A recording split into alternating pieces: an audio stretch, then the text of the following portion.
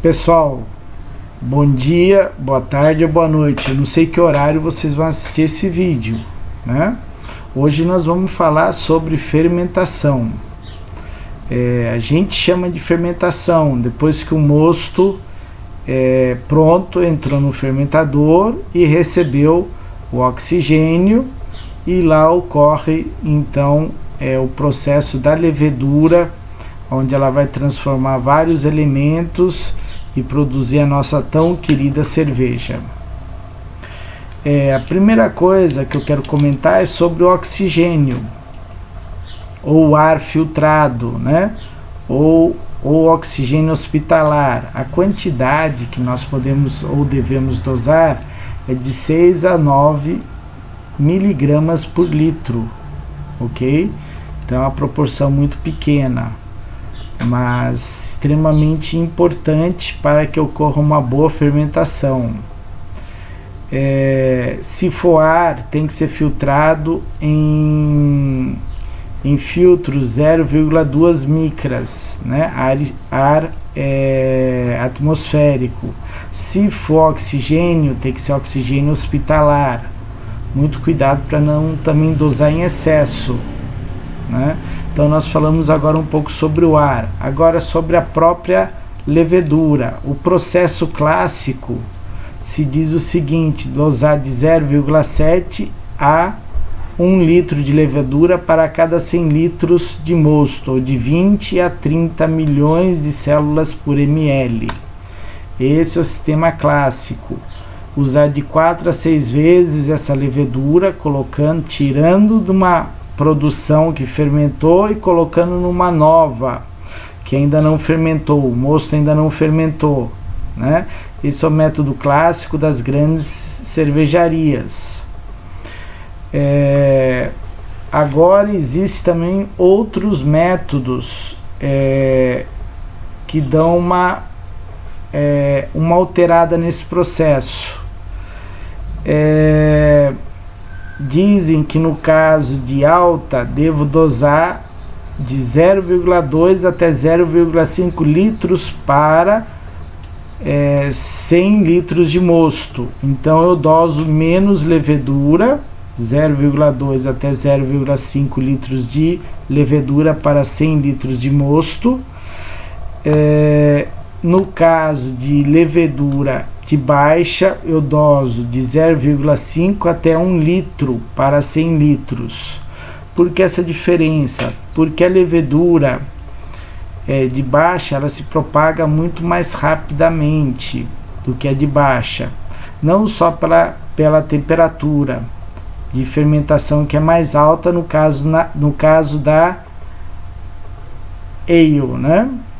Mas também porque muitos estilos exigem que você tenha outros aromas e outros componentes na cerveja também, ok?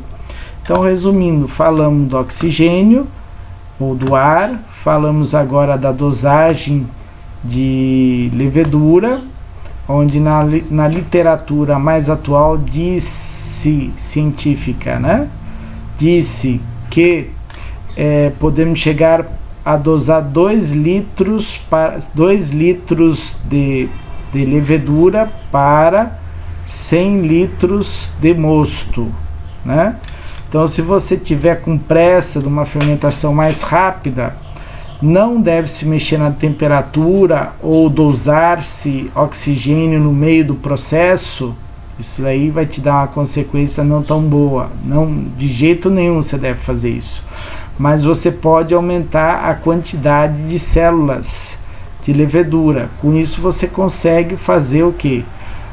Acelerar seu processo de fermentação, sem ter uma consequência de perda de produto, né? Segundo alguns livros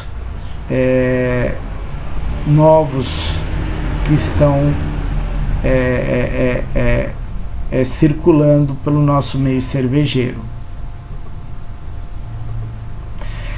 Fermentação, né? Se eu tenho um tanque e coloquei o meu mosto já com oxigênio, dosado a quantidade certa de levedura, aí você pensa assim, vai começar a fermentação. Não, não vai começar a fermentação. Isso é engano nosso.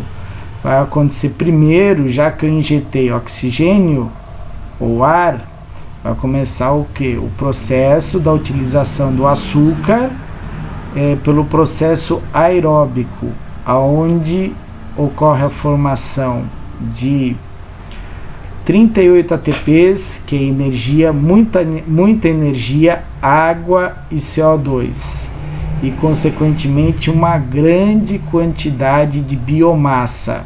Por quê? Nós temos o objetivo no início de ter o que? Uma propagação da levedura. Então, nas primeiras horas, um fermentador que recebeu oxigênio, não tem a formação do álcool, e sim tem grande formação de ATP e de biomassa. Depois que acaba dentro desse fermentador todo o oxigênio,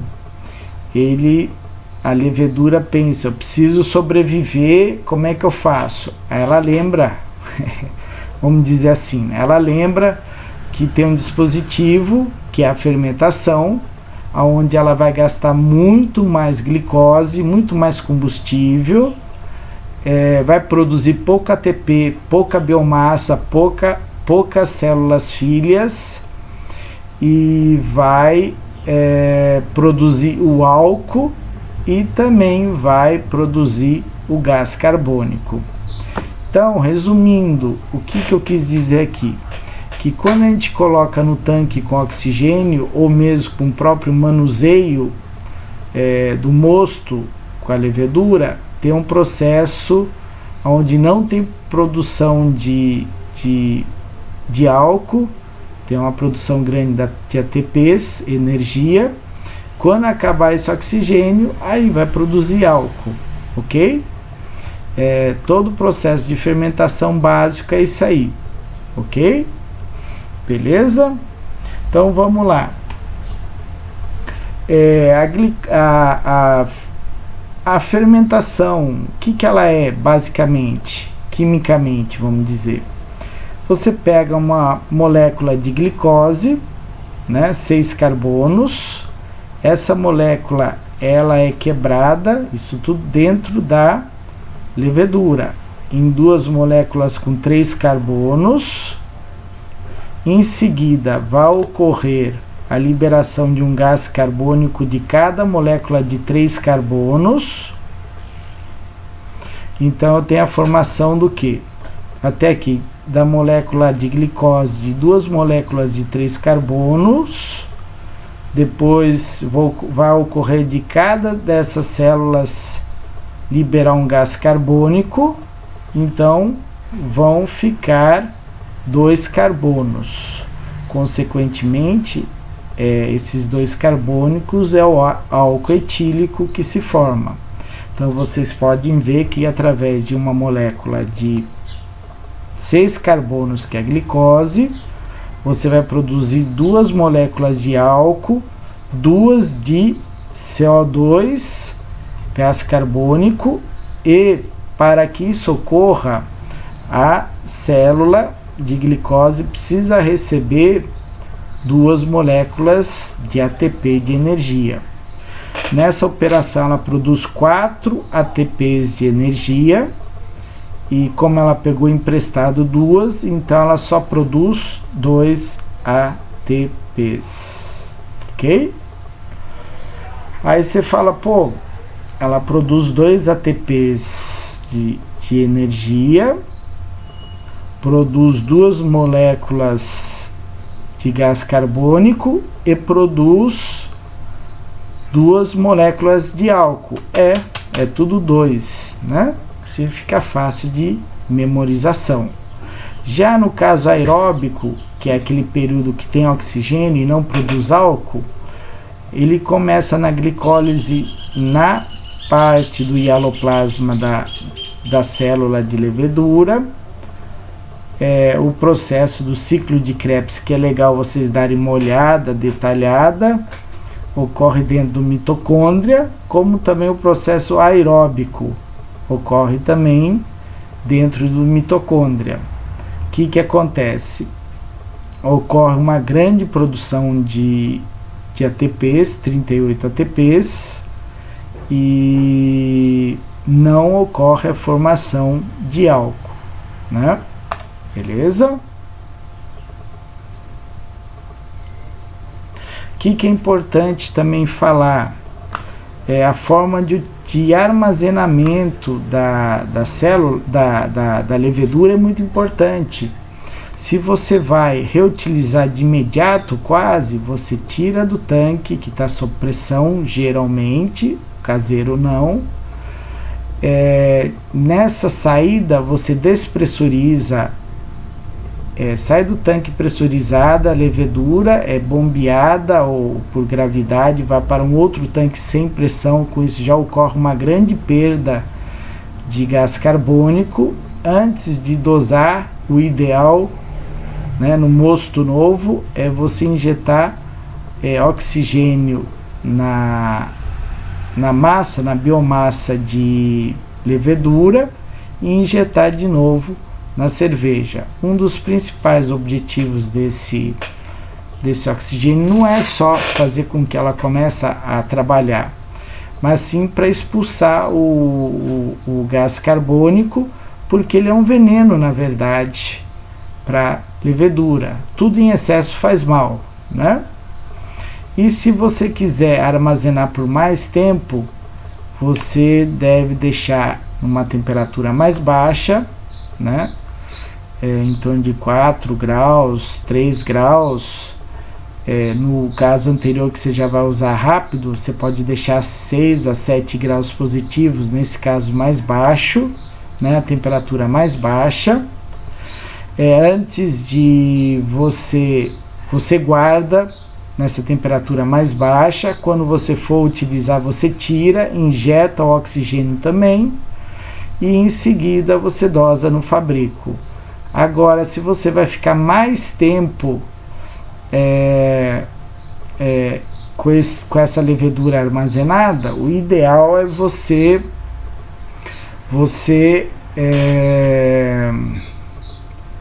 armazenar a temperatura perto de 0 graus, né? Positivo. Só faz a despressurização inicial, guarda aquela despressurização saindo de uma pressão que é do tanque de fermentação, que no caso das grandes cervejarias ou micro cervejarias, no caso do cervejeiro caseiro não tem, e depois já é armazenada a uma temperatura baixa. E consequentemente, quando você for utilizar, e tem um detalhe, quando você for guardar, você vai guardar com cerveja ainda com residual de açúcar fermentescível. Em seguida, quando precisar, você retira essa levedura, mistura, de alguma forma você mistura de forma asséptica, injeta oxigênio e pode reutilizá-la na próxima ou na fabricação de mosto, né?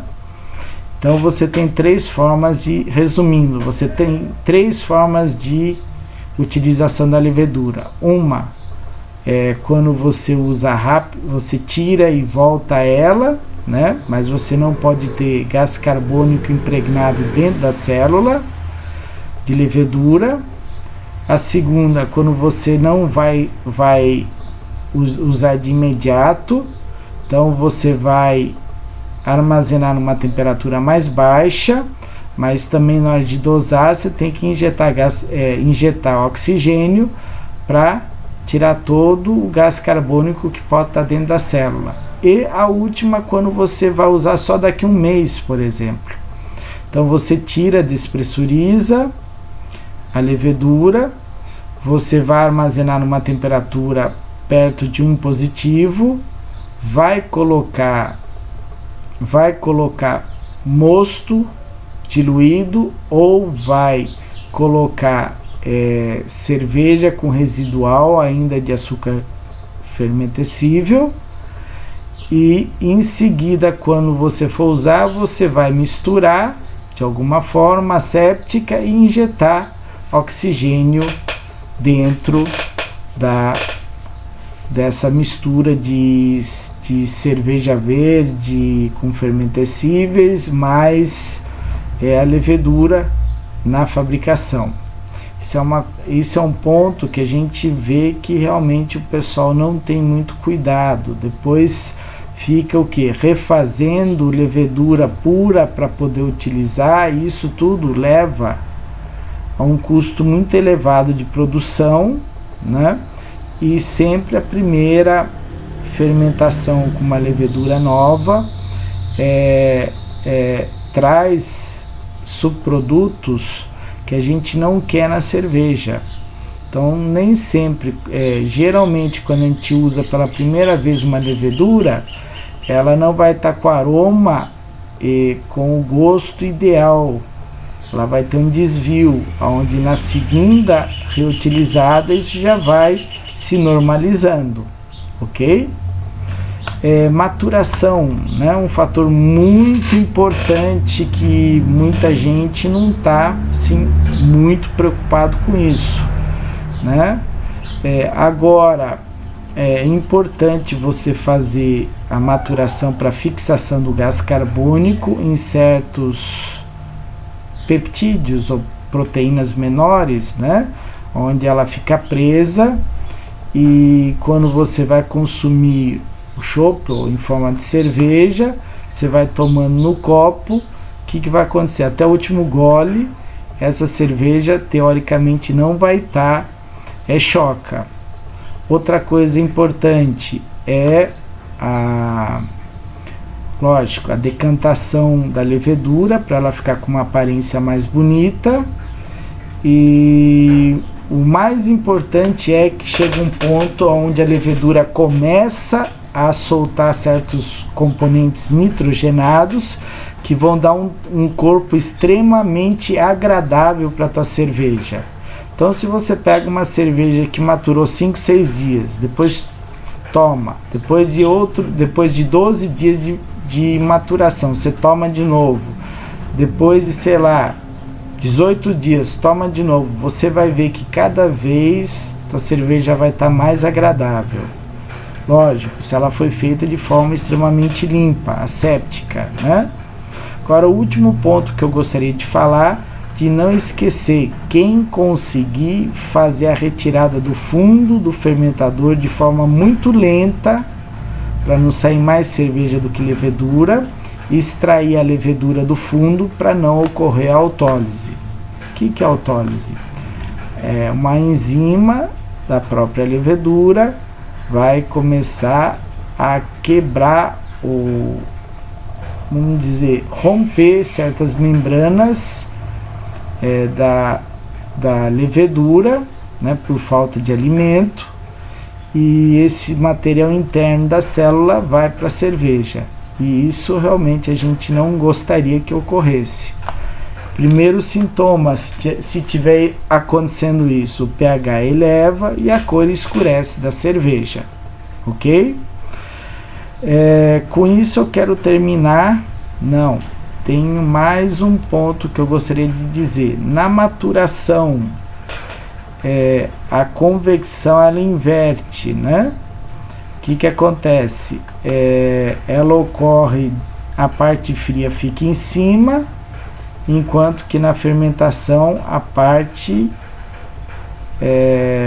fria fica embaixo do tanque, né? Isso é muito importante para a administração do frio, para não congelar a cerveja nos tanques.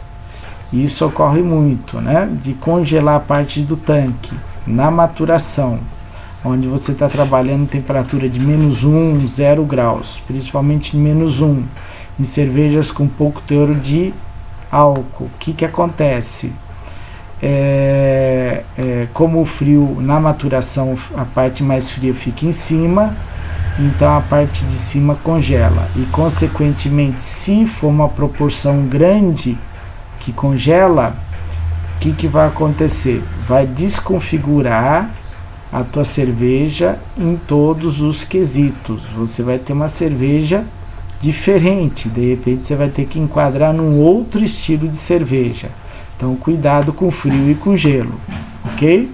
Deixar claro que isso aqui é uma conversa informal, amadora, mas é uma forma que eu posso ajudar talvez alguém que está entrando nesse segmento, e talvez passar um pouco da minha experiência para poder ajudar a essas pessoas que estão ainda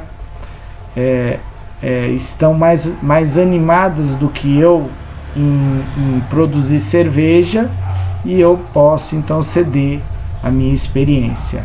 Gente, um abraço, fui!